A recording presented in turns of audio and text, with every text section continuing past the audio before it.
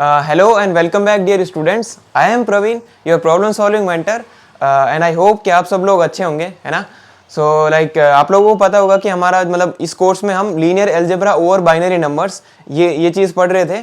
सो हमारा जो पिछला वीडियो था उसमें हमने सिस्टम ऑफ लीनियर इक्वेशंस पढ़ा था बेसिकली, जो कि आप 11वीं 12वीं में थोड़ा बहुत कॉन्टेक्स्ट था आपको, और इसमें हमने देखा था कि बेसिकली उसमें क्या चीज़ हम डिफरेंट कर सकते हैं, वो चीज़ देखी थी. बेसिकली ओवरव्यू लिया था जस्ट, है ना. और आज के इस वीडियो में हम कुछ इंपॉर्टेंट इसकी टर्म्स है बिफोर गोइंग टू मतलब our topic main topic that is ज़ॉर बेसिस. कुछ इसकी मतलब टर्म्स है तो वो हमको देखना जरूरी है ना. जैसे इंडिपेंडेंट वेक्टर्स हो गया बेसिकली, सबसे पहले वेक्टर स्पेस देखेंगे, ठीक है, और फिर बाद में बेसिस क्या होता है बेसिकली उसके बारे में पढ़ेंगे. देन विल गो टू मतलब ज़ॉर बेसिस, है ना. सो कुछ एक टर्म्स है वो भी देख लेते हैं. सबसे पहली चीज देखते हैं हम बेसिकली जो वेक्टर स्पेस होता है वो क्या होता है ना. उससे पहले हम देखेंगे कि वेक्टर्स क्या होते हैं, है ना. जो आप 11वीं 12वीं में पढ़ के आए हो वो वाले बेसिकली एक वेक्टर का एक स्पेसिफिक पार्ट है ना. वो वाले जो थे मतलब बेसिकली वेक्टर्स ऐसे पढ़ते थे ना, उसकी डायरेक्शन है और उसका मैग्नीट्यूड है ना, तो वो वेक्टर हो गया. बट एक्चुअली वो जो वेक्टर है वो वेक्टर ओवर एक मतलब 2D या फिर 3D स्पेस है ना. उस स्पेस में वो वेक्टर है, ठीक है. बट ये जो वेक्टर जो चीज है वो काफी जनरल चीज है, है ना. आप डायरेक्टली उसके मत सोचना कि हमने वेक्टर वो ही पढ़े थे तो वही होते हैं, बट वो नहीं होते, ठीक है. वो ऐसा होता है कि वेक्टर स्पेस ओवर मतलब उस पे वेक्टर होते हैं जिनका स्पेस बेसिकली 2D और 3D होता है, जिसमें आप मतलब आई कैप और जे कैप लेके ऐसे 2 आई कैप प्लस जे कैप और ऐसे लेके करते हो ना, ठीक है. वो भी वेक्टर ही है, ठीक है. बट इन जनरल में मतलब वेक्टर ये होता है कि कोई भी जैसे कोई एंटिटी है, ठीक है, कोई नंबर भी हो सकता है, कोई भी ऑब्जेक्ट है, ठीक है, उसको मैं वेक्टर बोलता हूं और उसका कुछ एक फील्ड होगा बेसिकली पहले हम वेक्टर स्पेस देखेंगे, मतलब उसकी जो फील्ड होगी, ठीक है, वो देखेंगे. उससे हमारा जो वेक्टर है उसका भी हमको मीनिंग समझ में आ जाएगा, ठीक है.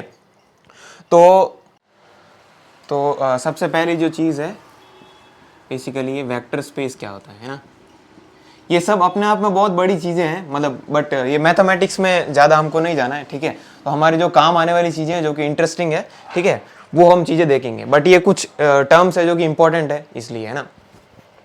वेक्टर स्पेस वो होता है कि मान लो कि कोई स्पेस है, वहाँ पे कुछ मतलब वेक्टर्स पड़े हुए हैं, बस वही तो वेक्टर स्पेस है.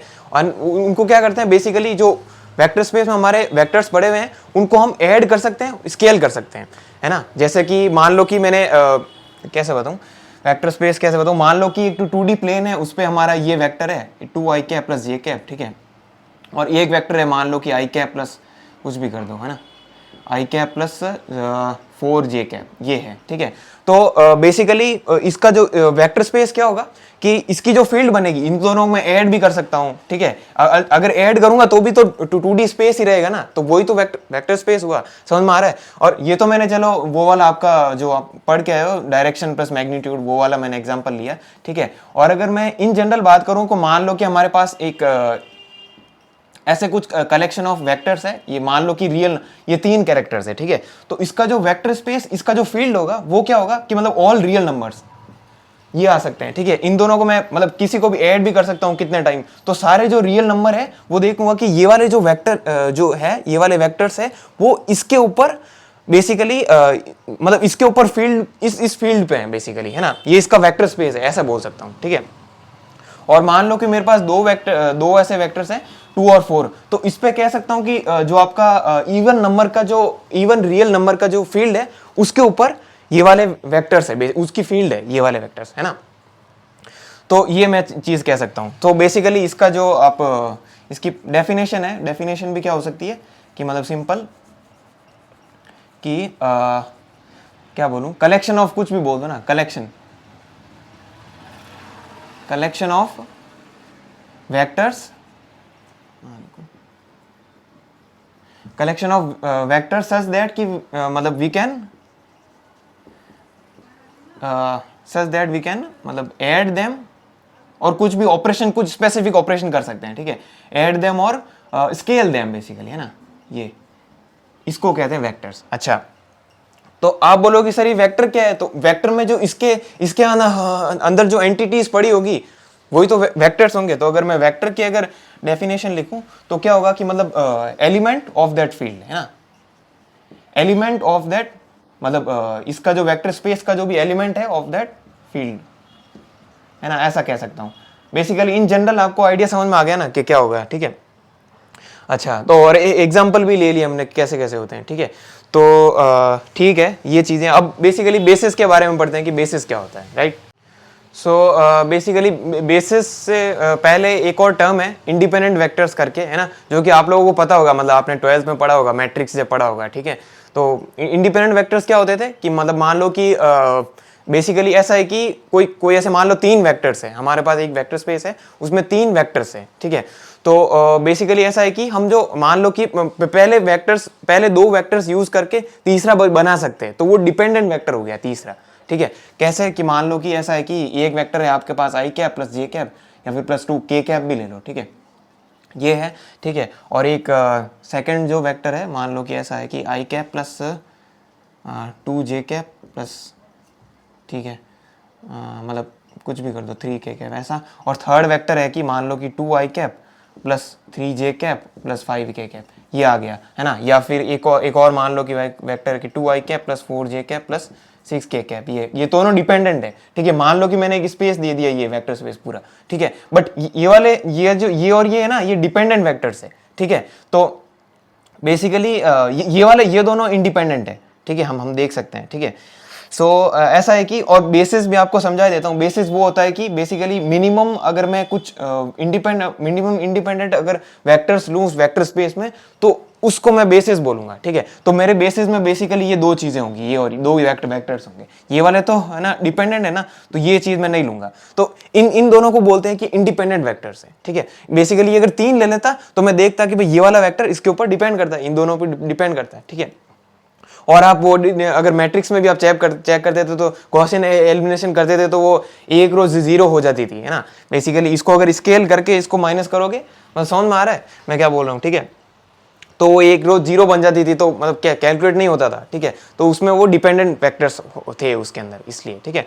सो इंडिपेंडेंट वेक्टर्स ये होता है, ठीक है।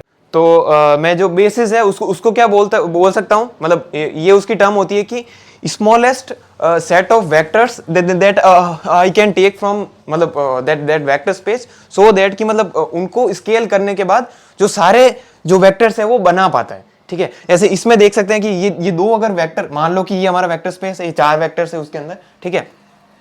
तो ये वाला ये जो बेसिस होगा जैसे मैंने बोला है, ठीक है, तो इनसे मैं सारे जो वेक्टर्स है वो मैं बना सकता हूं, तो ये मेरा बेसिस हो गया कि मतलब basically minimum set of vectors that I can take, so that कि मतलब after scaling them we can create all the vectors in the vector space, ध्यान रखना, ठीक है। तो ये चीज हो गई। तो अगर स्मॉलेस्ट है ना सेट का अगर मैं एग्जांपल्स अगर डिस्कस करूं, तो वो बेसिकली क्या हो सकते हैं कि मान लो कि ऐसे है, ठीक है, ऐसे इन जनरल ले लेते हैं, ठीक है, आई कैप जे कैप नहीं लेके। सो मान लो कि ऐसे है, ऐसे कुछ मेरे पास वो पड़े हैं, है ना, सॉरी यार ये चल नहीं रहा। सो ऐसे है कि मान लो कि ऐसे है मेरे पास पॉइंट है 3D कोऑर्डिनेट में, सो लाइक ऐसा है, ठीक है। और क्या लूँ मैं, 1 1 3 ले लेता हूँ। और अगर 1 मिनट ध्यान से, अगर बहुत सारे एग्जांपल लूँ मैं, तो 0 2 ऐसा कर लिया मैंने। और बेसिकली इसमें अगर मैनुअली कैलकुलेट करेंगे कि मिनिमम सेट कौन सा लेना चाह रहा हूँ, इसके थोड़े एग्जांपल आप लेके देख लेना वैसे, है ना। बेसिकली ऐसा होगा कि एक वेक्टर को देखते हैं कि मतलब कितने तरीकों से बन सकता है, वो बेसिकली उसका थोड़ा वो होगा, ध्यान से देखना पड़ेगा कि कैसे मतलब मिनिमम सेट कैसे निकल के आएगा। ऐसे मैं ट्राई करता हूँ, कौन सा लो, देखो कौन सा रिडंडेंट है, देखो इसको ऐड किया तो ये आ सकता है, इसको हट गया मान लो, तो इसको मतलब मैं ये और ये ले रहा हूँ, देखो ध्यान से मैं बोल रहा हूँ जो सुनना। और अगर इसको मैं बात करूँ तो इसको डबल कर दिया, तो ये काम का है मेरे लिए, ये दोनों अभी तक काम के आ रहे हैं, ठीक है। अच्छा ये दोनों मेरे को दोनों मेरे काम में आ रहे हैं, तो इन दोनों से मैं 2 बना सकता हूँ। अच्छा मान लो कि ये दोनों मेरे और काम में आ रहे हैं, और इन सबको मैं बना सकता हूँ, और भी ज़्यादा एग्जाम्पल है, तो इन दोनों को काम में लेके मैं ज़्यादा लोगों को बना सकता हूँ, तो इनको लूँगा मैं, समझ में आ रहा है, ठीक है।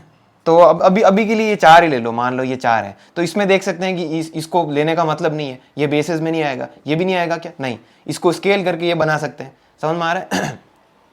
और इसको भी बना सकते हैं, इन दोनों को मैं अगर ऐड करूं तो ये वाला वेक्टर स्पेस, मतलब ये वाला वेक्टर बन जाएगा, है ना। तो इसको लेने की मुझे ज़रूरत नहीं है, ठीक है। तो अभी जो ऑपरेशन कर रहे हैं वो ऐड वाला कर रहे हैं, ठीक है, ऐड और स्केल करके बेसिकली कांस्टेंट मल्टीप्लाई करके या फिर ऐड करके ऐसा कर रहे हैं। बट थोड़ा सा वो आइडिया दे देता हूँ कि मतलब जो जोर बेसिस में हम शिफ्ट करेंगे तो बेसिस की जगह जोर बेसिस हो जाएगा, ठीक है। तो बेसिकली वहाँ पे हम यहाँ पे तो ऐड करके कर रहे हैं, वहाँ पे जोर करके देखेंगे कि मतलब वो ऐसे ही थोड़ा प्रीरिक्विजिट दे रहा हूँ आपको कि मतलब मान लो कि दो वेक्टर को मैं जोर करके तीसरा बना सकता हूँ कि नहीं, है ना, समझ में आ रहा है। तो ठीक है, वो चीज़ हम बाद में देखेंगे। तो इसमें देख सकते हैं कि ये हमारा बेसिस हो गया। बेसिस में हमारे जो है 0 1 बेसिकली ये पड़ा हुआ है और एक ये पड़ा हुआ है, ये दोनों इंडिपेंडेंट है।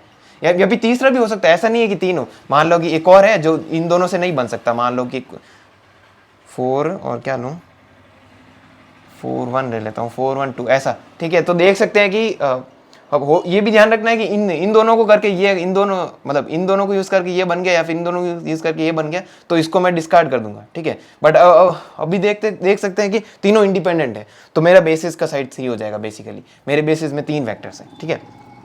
तो ये चीज़ हो गई, ठीक है। तो हमारा जो नेक्स्ट लेक्चर होगा उससे हम प्रॉपर जो जोर बेसिस का है वो देखेंगे। सो बेसिकली मतलब इसके क्वेश्चंस तो कम ही है बट काइंड ऑफ एक इंटरेस्टिंग टॉपिक है, इसलिए मैंने ये कवर किया है। सो इसके जो अच्छे प्रॉब्लम्स हैं जोर बेसिस पढ़ने के बाद में कुछ लॉजिकल सवाल बनते हैं, है ना। इसका एप्लीकेशन तो यार मतलब मुझे इतना आइडिया नहीं है, ठीक है, बट इसके कुछ लॉजिकल सवाल जो CF पे आ रखे हैं कॉन्टेस्ट में, है ना, जो अच्छे जो एडवांस लेवल जो प्रॉब्लम है वो हम डिस्कस करेंगे, राइट।